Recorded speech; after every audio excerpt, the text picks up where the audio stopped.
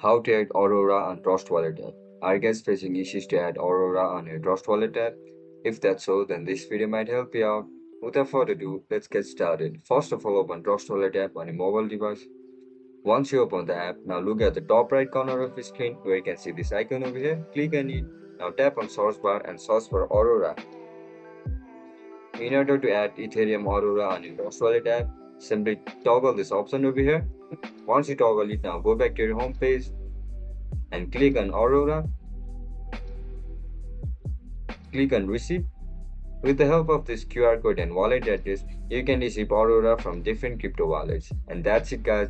That's how we're gonna add Aurora on Trust Wallet app. If you guys found this video helpful, don't forget to like, share and subscribe to our channel. See you in the next one. Bye bye.